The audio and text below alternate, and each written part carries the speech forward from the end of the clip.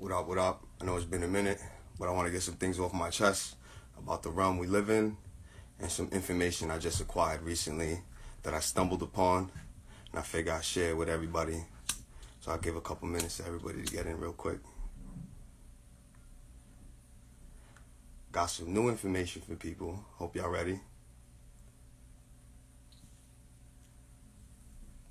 It's not everything I come on, but I hope you're ready to listen for this one. So, news flash. Here goes some information on the realm we live in on a dielectric inertial plane, and I'm going to explain it right now. And here comes some more information to back it up. So we all know we live on a flat plane, or so we're told, with respect to the waters, with the ocean surface. And go back to this map I got right here. This map right here. This is the Mercator map right here, this one. And this is a depiction of the North Pole. I know it looks a little blurry because I'm on the screen. But I'm going to reiterate this one today. You get a little clearer picture like this. And this one actually shows the real size of the 4 continents at the North Pole and the real shape of Greenland, what they don't show you today. So I'm going to go into that detail again. See right here? This is your actual Greenland right here, which they don't show you that today. But it's this big. And then right here, you got connecting islands. And right here, there's a certain time of the year where the water freezes over in between these islands, and it becomes a land bridge. And this is where it's said to be that humans have crossed over and reached the North Pole, besides traversing through the Arctic Ocean. Now, off of that note, we have a correlating map again with the Monte Urbano map, which is where I found something that's extremely, extremely interesting that I never paid attention to till today. I mean, I read upon it, but it didn't dawn on me of how important this is, so I figured I'd share it. So upon downloading this map we got over here,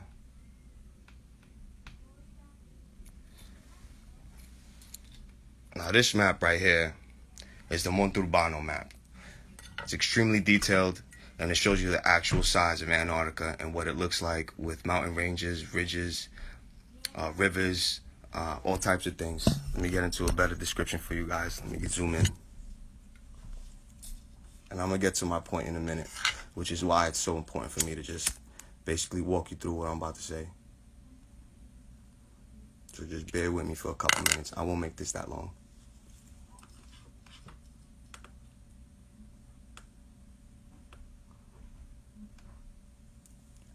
Give me a minute. Got you.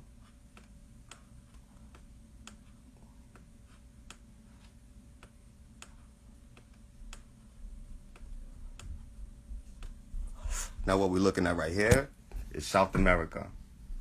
This is all South America. This is Peru right here. This is the Strait of Magellan. This little thing right here. That's the only difference between South America and Antarctica. Now what's interesting about this map is this is Antarctica right here. This strip of island. And it goes to show you that there's oceans beyond it. There's oceans beyond Antarctica. And there happens to be islands beyond Antarctica. And right here, this is the King of Poland. And it shows you openings beyond Antarctica in different regions. Now, what's interesting about this map is that when I downloaded this map, it came with a lot of information, a lot of background of where the map came from, where it originated from, who bought it, who else had hands on it, and things of that nature. Now, upon reading this, I found something that's extraordinary to me, and it ties a lot with the flat earth plane that we live on, and that there's more lands beyond Antarctica, and I'm about to prove that shit today, right now. I don't think anybody's done a video on this. I don't think I've ever seen anything like this. So what I'm about to show you, take that shit and run with it, because this shit is really good, what I'm about to say. So upon downloading this map, it comes with, like I said, like an index. This index right here. Let me just lower all this shit right here.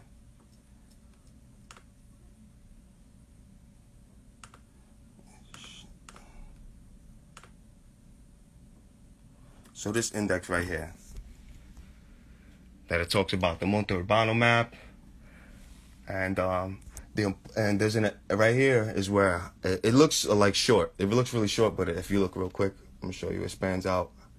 It goes across a lot. There's a lot to read. It looks like a few paragraphs, but let me remind you, it's a long read right here, this thing. So what I did was I took it a step further and I got it on my phone. And I got it right here. So that same thing I'm showing you right now is what I got right here. Now, upon reading this is what I found very interesting. They tell you that Monte Urbano got this map and he designed this and he did this by himself with no other information or knowledge from other people, from any other outsource. Now, here's the interesting part. I'm going to read it out loud. I'll leave the map up on the background just in case anybody want to look at it. But what's dope about this map is that, you know what I'm saying? Real quick, I don't want to get too deep into it. Look. So it shows you all of Antarctica and beyond. See that? So this would be Antarctica. And then there's oceans beyond it.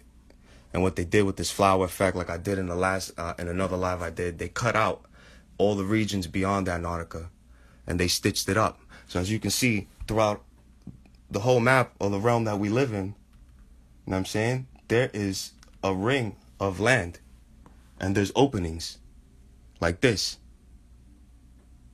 So they show us our regions, they show us Antarctica, and they show us different types of parts of Antarctica where there's a bunch of islands which make a giant ring, as you can see. A giant ring around the realm that we live in. And they tell us we can't pass the 60th parallel. Why? Because they don't want us finding out about this shit. That's why.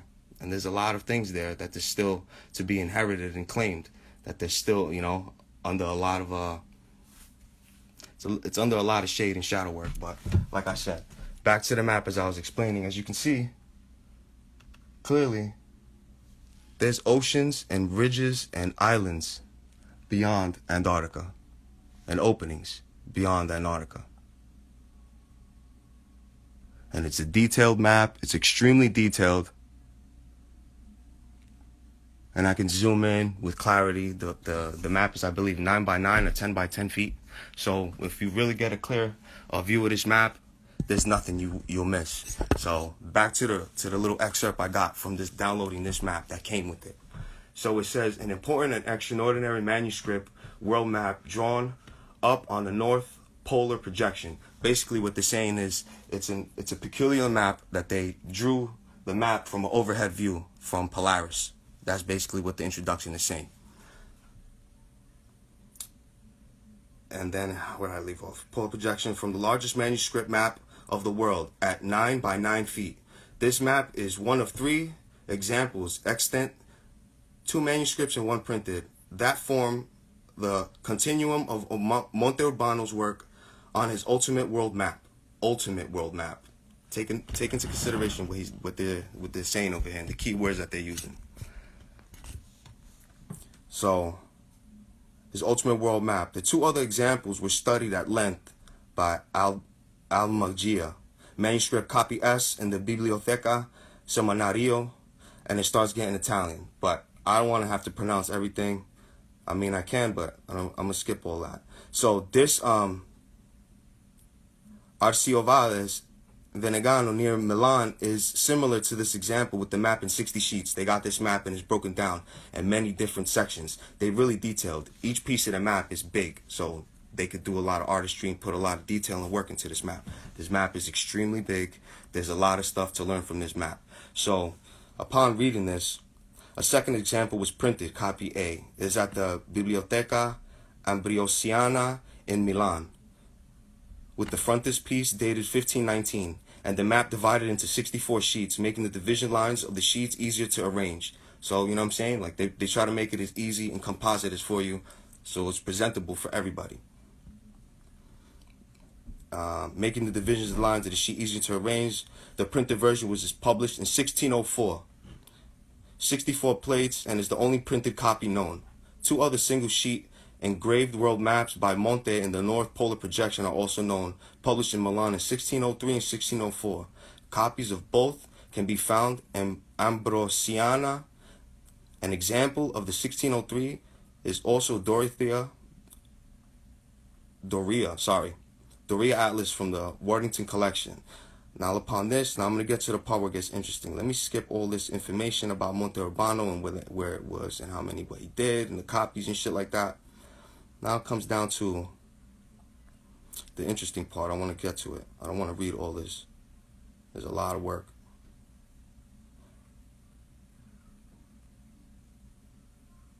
Now I gotta find this shit, of course, because I want to show everybody. It's gonna take a little longer. So basically, I'm gonna keep looking for it. But what they talk about in this information is that they were visited by the Japan embassy. Japan visited Italy, and they went there with a lot of information and a lot of maps and a lot of things drawn out. And Monte Urbano was very interested in what they had brought over. He was looking on their maps, he was studying them, he was very intrigued on what they brought. Damn, I gotta find exactly word for word what they said.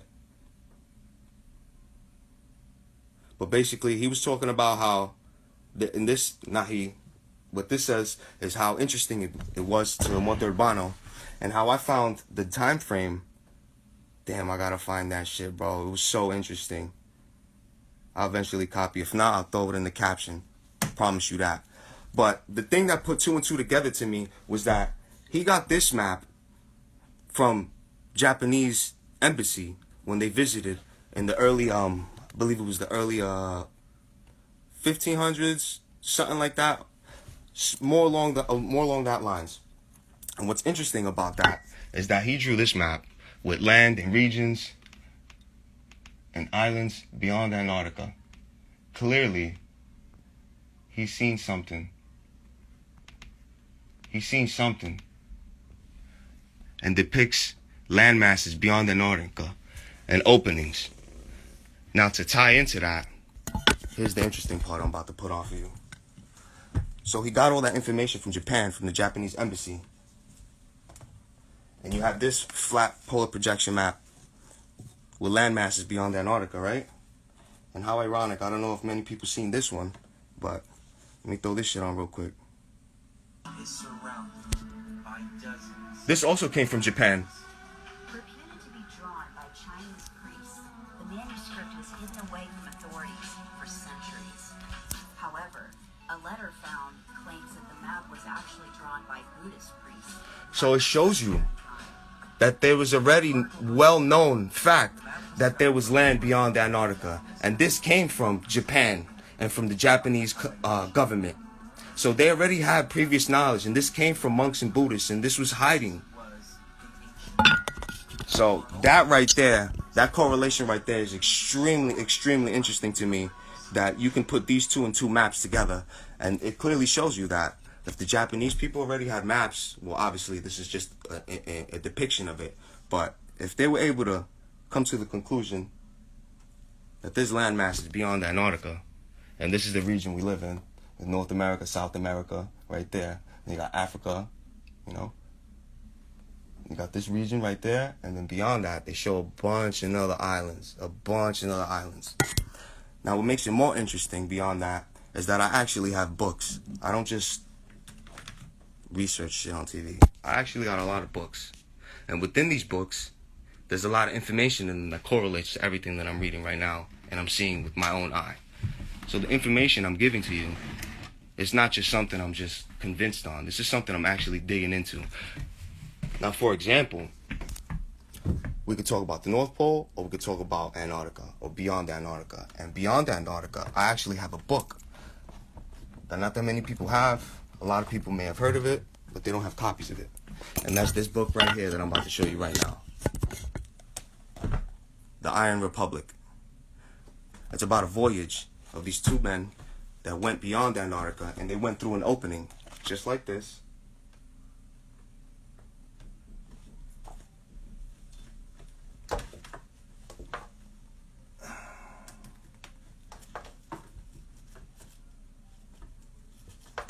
So I'm going to read it to you right now. I'll just read the introduction, the editor's note, right in the beginning. Clearly states, First published as a monthly serial in the Florida magazine in 1902, The Iron Republic tells an extraordinary story of Mr. E. W. Barrington's sea journey in the late 1800s from New York Harbor to Antarctica, where he found a passageway through the massive ice wall and the highly developed civilization, both technologically and socially speaking. That's before you even fucking start reading the book. That's right on the first page. Now, with that being said, here's Captain Brent and Mr. Barrington himself. Yeah, we could talk about Admiral Byrd too. I got that too. Like I said, I'm a book reader. You want to talk about Admiral Byrd's voyages? You got Worlds Beyond the Poles. So you got his voyage beyond the North Pole, which he went 1,700 miles beyond the North Pole. Now, for you globeheads, how could you ask yourself, how could you go beyond the pole? The pole is at the fixed point on a sphere, right? On the top of a circle. Once you pass the pole, you're going back downward. So 1,700 miles beyond a pole point, an axis, is pretty, stupid to say. But that's the concept they got from the inner earth and all that dumb shit with the globe. That's just the concept that's taken out of context, and it's just leading you into this whole heliocentric bullshit, which that's not the case. You can clearly see on maps like this that there's regions and terra incognita that they keep from us, that we're not allowed for that region, when we don't belong there. So with that being said, you got Admiral Byrd's voyage, 1,700 miles towards the North Pole and beyond. And then he also went, in this book, they talk about 2,400 miles beyond the South Pole. Now ask yourself the same question. How can somebody go 2,400 miles beyond the South Pole? They must have went inside the globe. No, my man. They went beyond the region that we're not allowed to go. That's what it is. Now, don't get me wrong. There are inner Earths. There's difference between inner Earth and hollow Earth. Inner Earth, there's civilizations that are in the dirt. There's levels within the Earth. There's about the Earth, there's probably the dielectric inertial plane that we live on, give or take, could be 300 to 3,000 fucking miles thick of Earth, which is the toroidal field, the dielectric inertial plane that we live on. That thickness, of that, it could be anywhere from 300 to 3,000 fucking miles. That's a lot, So there's a lot of crevices to, to play with in there. But that's not hollow Earth, okay? Hollow Earth is some globe model heliocentric bullshit that's led you to believe that, we're the only civilization in the speck and the dust. We don't matter, but apparently there's other beings on the inside of it. Come on. That's a nice fish story, but again, this book right here is called The Iron Republic. For anybody that's interested, it talks about his voyage beyond Antarctica through an opening like this. You know what? Let me turn it for you to get a better view. I'll do this one. So if he went, he went from. We're gonna track his voyage too. So in this book, it states that he went from the New York Harbor to Antarctica, and through Antarctica, he found an opening to pass through. And then there, he found giant continents, islands, whatever you want to call them, with civilization, with technological, industrial civilizations there. So this would be Florida. So New York, bang. So New York, we are right around here. Okay? There's America, South America, everybody with me. This is the Hispaniola, Dominican Republic, and Haiti. Okay? Everybody following me? It's Florida, or La Florida, whatever you want to call it. So they left from New York Harbor, and they traversed to Antarctica. Now here's Antarctica, right here. Here's Antarctica. Now how ironic that there's an opening right here on this map, and there's an opening right here on this map. And there's an opening here on this map. So he has 3 ways he can go. And there's another one too, but I think that one's a little bit more extravagant for someone to traverse that distance. But you also have, let me back out a little bit so you can see it. He could have went through the Strait of Magellan, which is this little strip right here. Through the Strait of Magellan, which is, I don't think he's going to do that. No one's going to come from New York, go around this whole shit, you know what I'm saying, and go through this, but there's an opening here as well. And this is where it shows the king of Poland. There's a king of Poland that owns this continent, island, this landmass. It says it right here. I could zoom in, and it shows in description. I just don't read Italian, but it's there. It's all there for you. All the bread and butter's on this map. So, again, this book describes how this voyage, homie went through here, obviously passed through South America. My luck, he probably went through here, probably hit this island, or any one of these islands from this map right here, from this Japanese thing. Any one of those giant continents. But what's funny is that when it comes to that, let me get to this point real quick, wait, before I switch topics. So I remember when I read this book, in chapter 3, it shows you the ship. You know what I'm saying? And this is when it was ported in Tampa. I think it's Tampa, Florida. Yes, Tampa, Florida. You know, so I remember correctly. Now, right here, it talks about here. I'll read a real quick excerpt with this shit. Oh shit! It says it right there. How ironic. Check this out. I say I was convinced then, but when our turn, we found the passage in every respect, particularly in the same condition as when we passed through the first. There was positively no room for doubt. I will not contend that this strait is always open, but I do maintain that it is a permanent canal through which is a strong current flows, and I am certain that there is a backbone of terra firma underneath these barriers of ice. Ooh! Ooh! Let me read that again. But I do maintain that this is a permanent canal through which a strong current flows, and I am certain that there is a backbone of terra firma underneath these barriers of ice, through which this passage cuts and is a permanent and clearly defined as the Straits or Gibraltar. See, so he really went around that area. How ironic. Now back to the beginning of this book, the introduction, which gets very, very interesting. I'm going to read what Richard Morgan wrote right here in the beginning. This is the first page in the book. Actually, page 5, when it starts on the Iron Republic. I'm going to read just this first paragraph. It says, "Dear Sir, since the visit of your representative to my vessel, I have thought over the matter and decided to respond to your invitation to give an account of my strange adventures for the benefit of your readers. I write the narrative for your magazine because you have been kind enough to ask for it, and because your interest and consideration is in marked contrast to that of other editors who have treated me with positive discourtesy, refusing to accept the statement of my experiences seriously. I am well aware that much of what I shall relate with incredible and doubtless.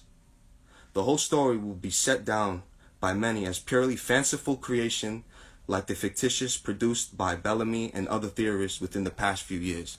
So you have an account like this that explains that there's obviously land beyond Antarctica, and then I got there's a couple shows that I actually watched that give me this vibe that I can tell you how those islands actually kind of look like, and we watch shows on them all the time. Disenchanted, that cartoon show Disenchanted, rubbed right in our face. You got them with airships and vimanas, and you got them with technological, industrial, like iron. It's rubbed right in our motherfucking face. It's crazy. And then you got this other show that's new on Netflix called Arcane. You know, right in the first episode, they show it like how these Iron Republic other continents look like. You know, it's crazy. But again, then you have this book, The World Beyond the Poles, right on the first book. We're on the first fucking page. Where is it? Let me get it. Introduction shit. I'm going to read this right here for you guys. So if you ever get this book, Worlds Beyond the Poles, it's the best $20 you'll ever spend. Along with many other $20, $15 other books you could cop. You know? Like the Iron Republic. You got that one. You got this book right here. You know? I tell a lot of people to read this. This is called The Smoky God. Bang. You want to get this book? It's with Olaf Jansen and his father and his voyage to the North Pole and how he came across 12 to 15 foot men. As a matter of fact, before I read this excerpt from Worlds Beyond the Poles, let me show you the picture that they just put in this book.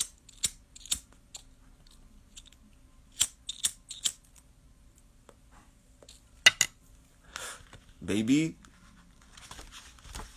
Light codes today. Light codes, baby. Light codes. So they went through this voyage. They you know what I'm saying? They found a slipstream. I could tell you this whole fucking story from front to back. You know, I love this book. But here goes right here. So right here, this is Olaf, and that's his father. And these are the size of the men upon the boat that they aborted when they found the boat. Look at that.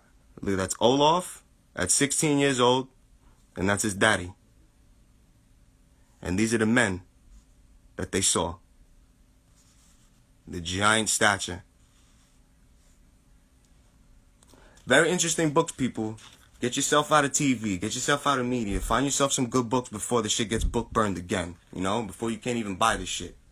I can't even ship shit to Australia. I got people buying shit for me. You know, this world's retarded. So get it while it's hot, you know. This is a dope book. This is A Voyage to the North Pole. Bang. Then I showed you a book from the... You got this one. So this one's the North Pole. You got the North Pole right here. Voyage to the North. The Smoky God. And you got this book. The Voyage Past Antarctica and Beyond. And you got this book. The Beyond the North and the South. So hold that one. So I'm going to read this to you real quick. This is reality. Truth is stranger than fiction. Than any fiction the world has known. There is no physical end to the Earth's northern and southern extent. The Earth merges with land areas of the universe about us that exist straight ahead beyond the North Pole and the South Pole points of theory. It is now established that we may once journey into celestial land areas by customary movement on horizontal. Peep that. Customary movements on horizontal, meaning with respect to the ocean surface. Not up, but out. You pick a direction, you pick a cardinal direction, any one of the 360 degrees on your compass, you pick that direction, you're not going to come back from the other end. You pick the 15th degrees, you stay on that course, you're going to find shit that way, and you ain't going to come back from the other end. So that's what they meant by that. So, let me get back to what I was saying. Back to reading this real quick. Oh, yeah. I read, yes. So,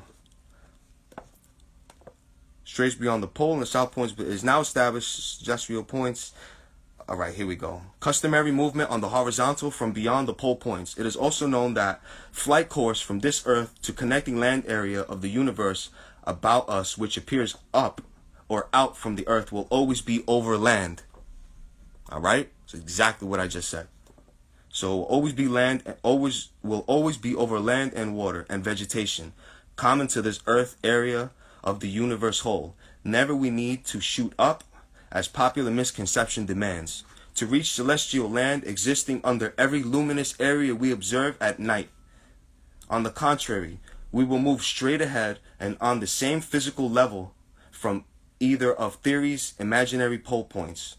Confirmation of such flight course is had in that of the United States Navy Task Force of February 1947, which penetrated 1,700 miles beyond the North Pole point and beyond the known Earth.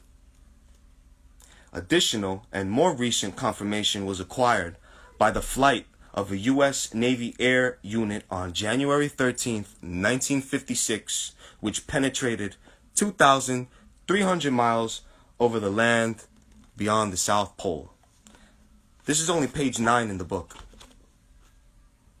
Only page 9 in the book. So you got that book as well. You want another book? I got another one for you. I got another one for your face all day. I got books for your face, kid. Then you got this one. This one's by William Warren. I don't know if you ever seen this one. Paradise Found. It's about the land at the North Pole. And he talks into great detail about the lush vegetation, about how people live longer lives out there, and everything about it. Bang. We got a thick-ass book for you to read. You know? So back to what I was saying. This is a dielectric inertial plane. With respect to what I was saying, let me show you this, let me show you that show real quick so you can see what I was talking about. To disconnect this shit. Plug it in over here. Just bear with me, people. Try to make it as best as I can for everybody, you know what I'm saying? Like, nobody does it like me. But I'm gonna show you real quick. Now, if I can only find my motherfucking remote. There it is. All right. So this is the show that I was talking about. It's called Arcane. Arcane. I'm gonna flip the screen so y'all can see it in the normal. What the fuck's my camera button? All right. So look, I'm gonna watch it this way. Right in the beginning, you're gonna see airships in a technological industrial area. This shit don't look like nowhere. That's definitely not Middle Ages. And ironic, Imagine Dragons. So as soon as it starts, it's gonna get right into it.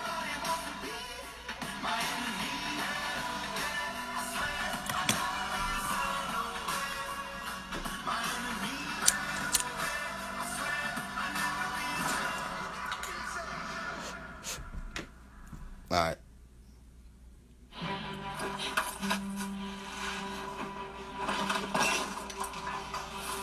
The show's fire, by the way. It's like the Iron Republic, this thing.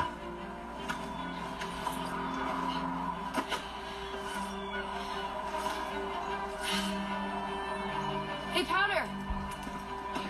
Come take a look. Oh. It's nice getting above it all, huh? Look at that, baby. That shit is rubbed in our face. Look, flying ships right there. Flying ships. There goes a flying ship. This is what it, to me, what it looks like beyond Antarctica. I'm gonna ride in one of those things. This is what it looks like, rubbed in our face. One of them down. Vi, are you sure about this? Look, if we get caught, We're not gonna get caught. And take account to the building structures and how they look like. And it's the same architect as the same old architect that we got All right, everybody, follow me. from our olden days. So Don't look down. enough of that real quick. Alright, so enough of that one real quick. So back to what I was saying. Now, all those buildings and all those structures, you got airships and shit like that. Let me show you. You know what? I'm gonna just do it right here from the phone. And then ironically, you got all that shit right here. They look just like these.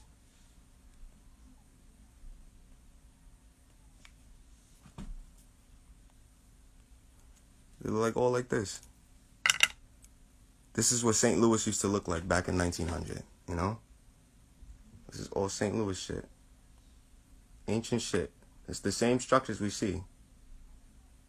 It's the same shit we see. These are ancient right here.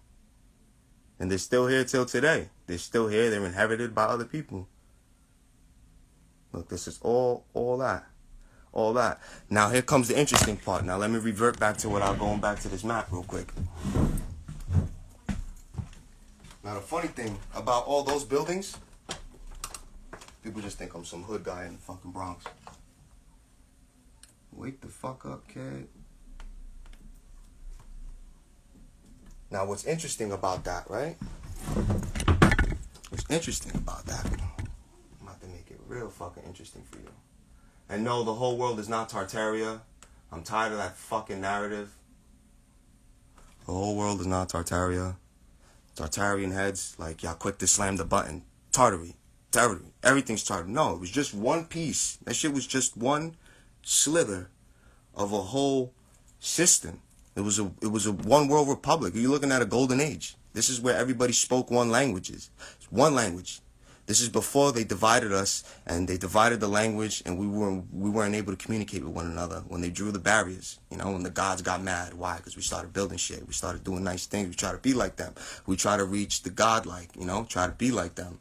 Power, technology, understanding, enlightenment, all that shit. So what they do, after they fucking wiped us out and they scorched the earth, which that's where the mountains come from, you know, rising, the scorching of the earth. That's why you have melted fucking buildings as well. You know, it gets, you can conglomerate it all, but I don't have enough time to do this live because I got to step out soon. But back to what I was saying with these things.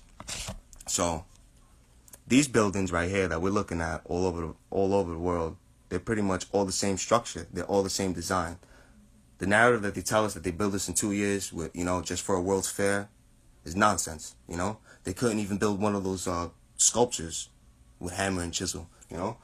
But all these buildings, all these designs are these on this Monte Urbano map. I'm gonna zoom in real close so you can see it. So you see all those red dots? You see every red dot on this map? That's a city. That's a city. That's a city with big buildings, with these massive buildings. That's what those are. That's what those things are. And they're everywhere. Everywhere, they're fucking everywhere. All over this map. Those are all buildings. Every one of them. Every red dot. And what's funny, they've recently, ironically, I stumbled upon something on YouTube that a few weeks ago, that they're finding a bunch of cities, hidden cities in the Amazon jungle that they're recently finding, that they're uncovering with LiDAR.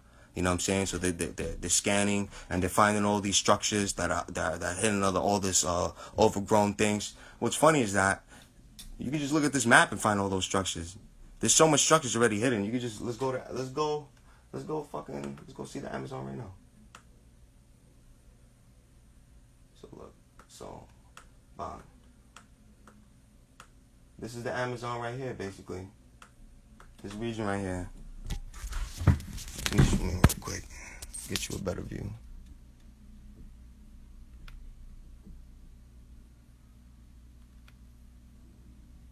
These classes are in today, kid. They don't show you this shit in school.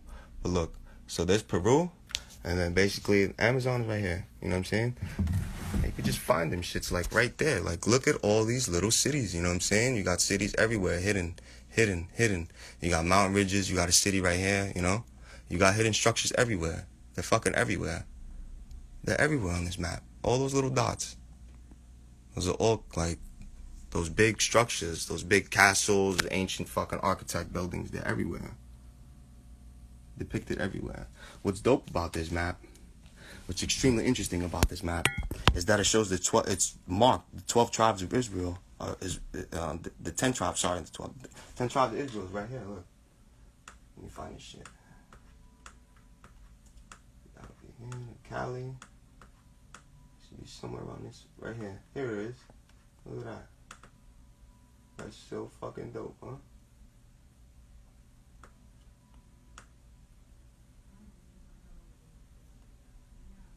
Alright, check it out. Here's some dope fucking information. You know, the Bible, you Bible heads and shit like that. Where did they come from? The 10 tribes of Israel? Asarat? Right? You should read your Bible. Oh my God. You don't know what you're talking about. Yeah. Let me see what you know. So here's Asarat right here. You know? And what does that say right there?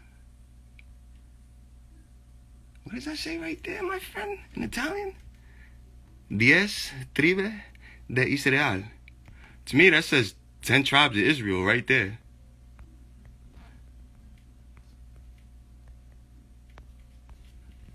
So,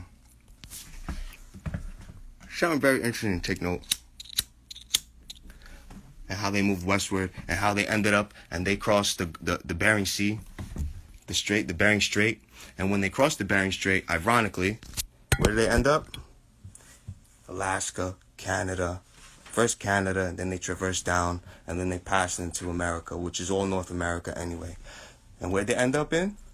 Omaha, Nebraska. You want to see what Omaha, Nebraska looked like back in the day? Let me show you. Show you the exact photo of Omaha, Nebraska.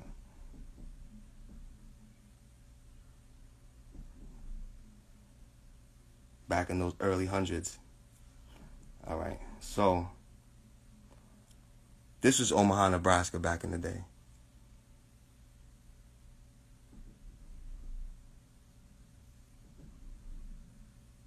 Omaha, Nebraska. Back then. Like this. First of all, we didn't build these structures. We're too small to build these structures. We're too puny. We don't build giant doors. We don't build these megalithic structures. We don't have that technology. We're looking at the previous humanity, which was wiped out, which was, you got Nephilim giants, you got bigger humans. There was just a bigger earth here. We are a fallen creation. And here's more interesting facts. If you reptilian people that don't believe in reptilians and shit like that, If you don't believe in the Enki and Enlil and that whole Anunnaki story and the story of creation, and I forgot the female one. It's Enki, Enlil, and the female. Well, that whole synopsis of where, see, we could get into real deep converse too. Like, all right, we could scratch all this. Talk real talk real quick. People ask me about, what's God? What is God? You know, can you explain God? Well, to me, I want to break it down to the best of my knowledge and from my mouth, not reverberating or reiterating from any other book. From everything I've obtained from me going to Sunday school when I was a kid and all that shit my mother put me through when I was a kid, you know, like everybody else did, you know. I was a good fucking kid, but now that I'm older, to me, it depends on what your source of creation is. You have three things, which is God, which can be God. It depends on what you pay your intent to. Now here it goes. You have one, A, which is the creator, which is what most people have, what seems to be their God, which feels like he created them. But here it goes. So you have the creator, which created the realm, which put coding, which put DNA codes, which put, force in motion. You know, if you burn something, it breaks down. You know, if you push it, you know, it falls forward. You know, opposites attract. There's rules and regulations. There's laws that apply. Laws of physics. You know, there's rules. There has to be guided. There's numbers. There's sequential order. There's things. There's, you know, that all that has to be put into a system like a computer. Like the guy that made the Xbox, he had to make a system. There's a motherboard. There's laws in order for that system to work. Now that God does not exist inside of the Xbox, therefore he would not be a God because he's confined by time, space, and matter. He is within that motherfucker, therefore he's not above it and beyond it. He is inside it. So therefore, God in that aspect cannot be within our universe, okay? If he is your creator, he is outside this. So for you to understand him and trying to get to him, you will never get to him, okay? You are a holographic imprint in his world, okay? That's what you are. The motherfucker that made the Xbox, Mario, and Nintendo, when you beat the game, he's not going to come out and he's going to say, pay homage to Hitachi or whoever the fuck created Nintendo. He's not going to pay homage. He's not going to meet him. He's never going to meet him. He's within that source. He's within that. He's confined to time, space, and matter. All energy within that and all holographic things that create and emanate within that source of creation are limited to that source in creation. All right? So pause on that one. All right. Then you have the second God, which is where energy, where everything creates from. Which is why a lot of people have the black sun is their creator or their creator, and Sophia, you know, Sophia Akamoth, you know, the black sun, the middle of the center of the toroidal field, which powers this whole realm. Then you have that you could pay homage to, because without the center of the toroidal field, nothing in this motherfucker moves, you know, nothing revolves. The stars don't light up, the luminaries don't emanate, they don't radiate, and they don't move, you know, they don't lapse above our heads. Nothing moves. So if there's no source creation within this toroidal field, everything within this toroidal field collapses. Everything's dead. And in another example, here's a toroidal field right there. That plasma ball is an exact toroidal field. What happens when that toroidal field collapses?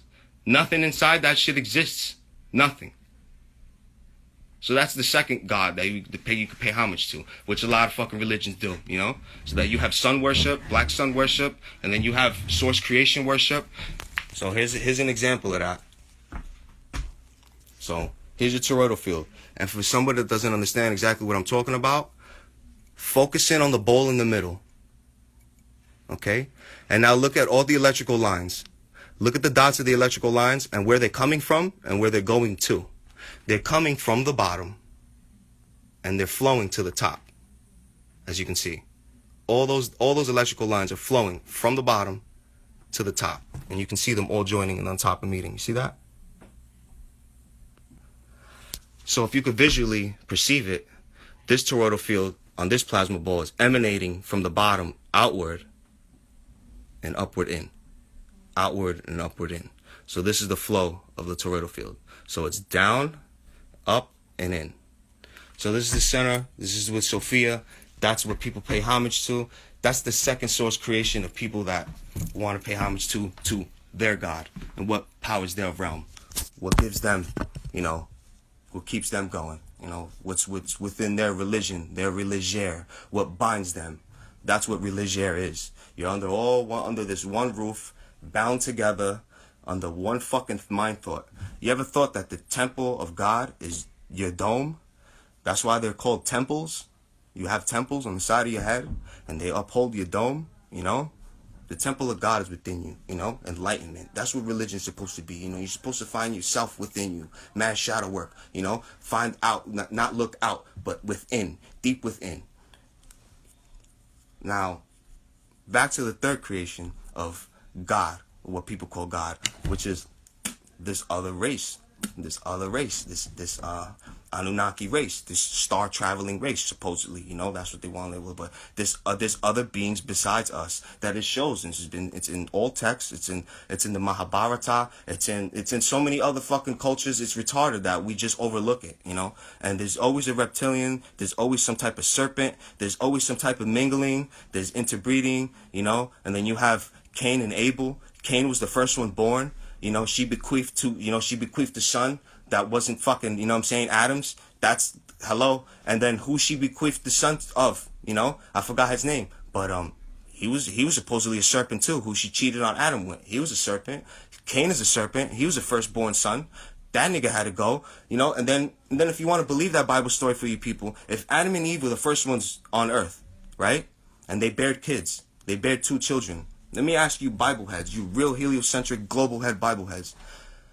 They says that they went off and got married and they had kids. Who the fuck those 2 kids got married to? If they were the first 2 fucking kids on earth, apparently, supposedly, if you believe that bullshit story. You got Adam and Eve, they had 2 kids, they went off and got married. To who? Alright then. So that just tells you right there that, you know, we were created, you know, and then it tells you in the Indian text, I forgot which one exactly it is, but there's a time frame where Enki and Lil, and I forgot the fucking other one. I'm so sorry for my language, but I forgot her name. But there's a female reptilian and serpent being, whatever you want to call it, humanoid. But she is who created man. She was the scientist. She was the one in the lab. She was the one creating, you know, cherubims and all this other shit and all these other creatures. And she created man. And the first creation of man, we were sterile. We were not able to reproduce. That's why it shows Adam and Eve or ancient man with no belly button, you know, because we weren't able to reproduce. And it shows it in images.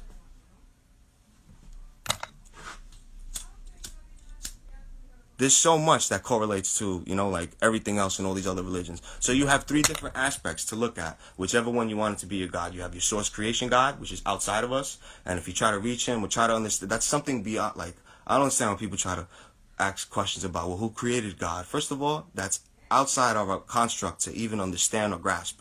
Don't even ask where God came from or how was God or how he came to be. You don't even know where you're at right now, you know? Focus on what we're in, because that's all we need to be. Anything outside of our source is really not for us to understand, to be honest, you know? That's none of our fucking business. We're not out there. Next thing you know, we're some science project, and God's a fucking college student, and we're on his shelf. And and there's a fucking universe and a universe and a universe. And next thing you know, we're some fractal shit, you know? We're fractally fucking, which could be, you know? As above, so below, as within, so without, to the universe, soul of soul, the universal man. You know, there's so much that you could put into, you know, concept. This is where Gnosticism comes into play. You know, this is where everything correlates, you know. People have other aspects and other things that listen, Gnosticism brings a lot of shit into this. A lot of things branches off, and you could always trace back into Gnosticism. It's not no satanic bullshit, you know. We're not heretics, you know. Like, it is what it is, you know. You got some people that can see, that got their third eye wide open, that can see through the veil. And you got some people that just believe the narrative they were told, you know. I don't believe I'm always correct, but the things I'm spitting right now is from the things I'm drawing through my conclusion, through the shit I read, through the shit I research, through the books I actually buy. I buy shit. I'm not always out in the street. I'm not always chilling with somebody. I'm right here. I'm right here in my lab, reading books, trying to figure out what the fuck is everything. Because I don't believe the narrative we've been told. I was a straight A kid in school. I was science and math were my two favorite subjects. I love the stars. I used to love the fucking galaxy and nebulas and star fucking nurseries and fucking galaxies and solar flares and magnetars and gamma rays and all that other bullshit and pulsars. Man, I was into all that shit. When I got into this flat earth shit, I was one just like fucking Eddie Bravo. Man, I'm gonna debunk that shit. Fact over fiction, baby. Fact over fiction. Some people can see. Some people are too fluorinated. Some people are too well indoctrinated. The spell has been casted upon you since before you were able to question the existence. Then you've been here since you were a little kid. What the fuck do you know? Since you were a little kid, you've been shown this. What do you know, nigga? Here, I show you this since you were a fucking baby. I show you this since you're 3 years old, 4 years old, 5 years old, and up. That's it. That's it. You gonna learn it, you gonna tell it to your kids, and everyone beyond that is stuck in a hole. Meanwhile, they cut the rest of the world we live out. Look at this shit. This is Antarctica right here. All of that. And the realms we live in, I mean, who's gonna draw that? If we lived on a globe, why would they draw that? Why would they do that? And then you got the Piri-Reis map. The Piri-Reis map, I could debunk that shit too. The Piri-Reis map is a globe model of this. They took this and tried to fucking close it back up on the bottom, and all those openings, like right here, and all those other points that are opening, and then this ocean that's on the outside, when you close it up, they try to say that there's this big, giant lake in the middle of Antarctica in the bottom of the fucking globe. That's hogwash shit. Rip that fucking globe up, and peel it up, and you get this. This is what you get. You get the real shit right here, you know? There's a lot of things you need to discover. Most of the shit we've been told is bullshit. It is lies. It sounds fabricated. It sounds fictional as fuck. Honest to God.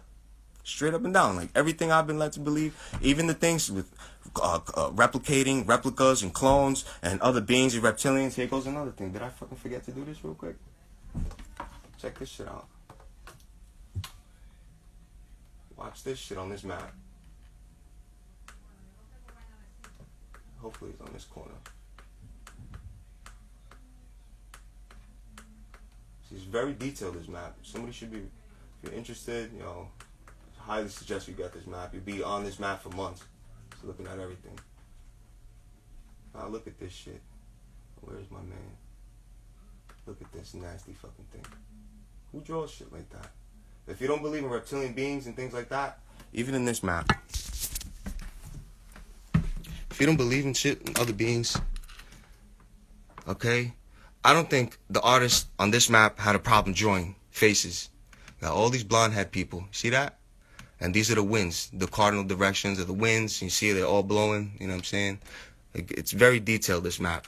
Now you have them all these guys, all of them. They look blonde hair, blonde curly head, blowing wind, you know, no homo. But you see them all, right? And then you get to this. What the fuck is that?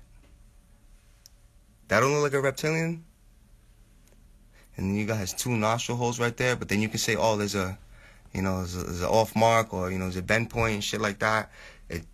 He does, first of all, it looks nowhere near any of these faces. That's clearly another face, and it's blowing wind just like the rest of them. Why is his head shaped like that? Why is his nose holes like that? Interesting, huh? Now let's go to the other side of the map. They got it on the other side of the map too, so it's really not an error. So let me just get to the other side of the map real quick. It's just a huge map.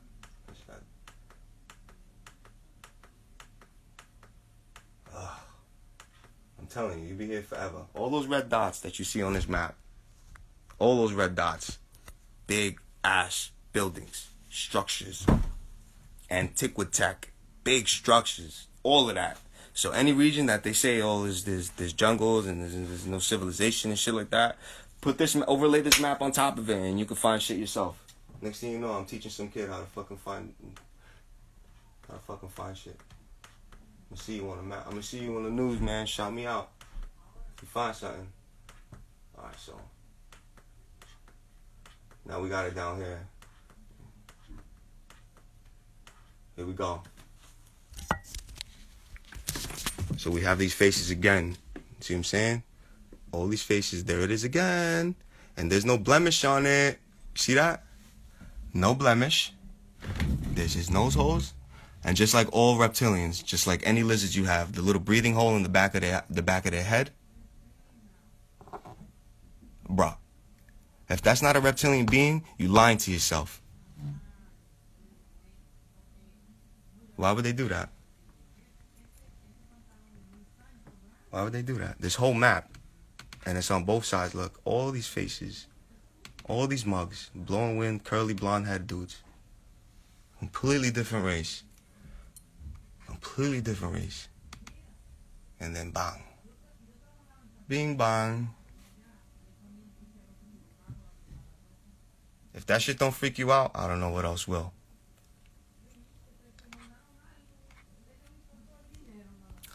So there's a lot of things you got to take into consideration, you know. There's a lot of religions, you know, and if the Bible's your main outsource, you know. First of all, that book is the King James Version.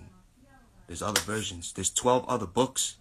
I don't know them all, but I believe there's 12 other books, versions before that. 10 to 12 other. There's a lot of context.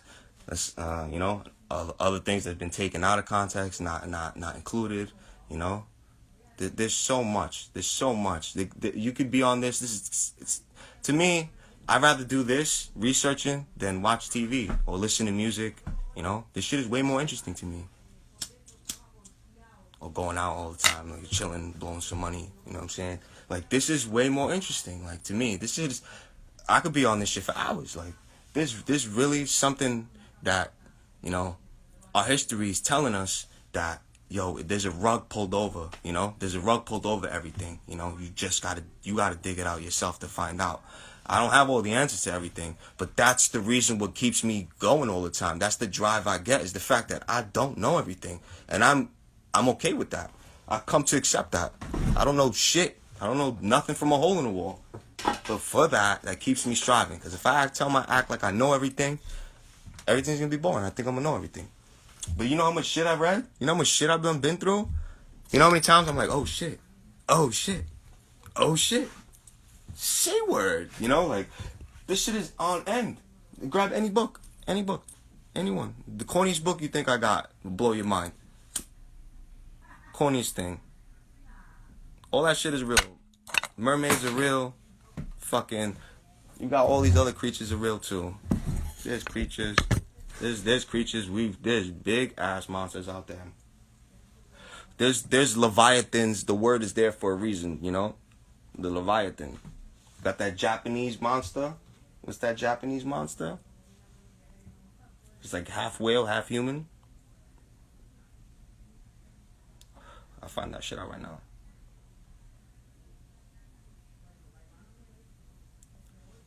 Got the name. Starts with an N.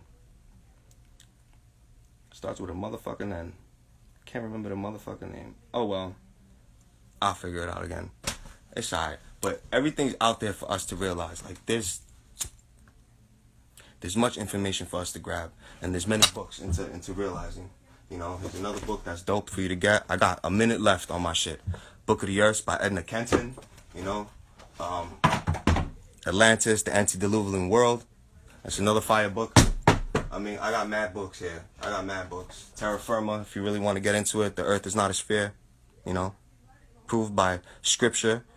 You know, reason and facts. I mean, shit, we could go on forever. But, you know, I gotta cut it short.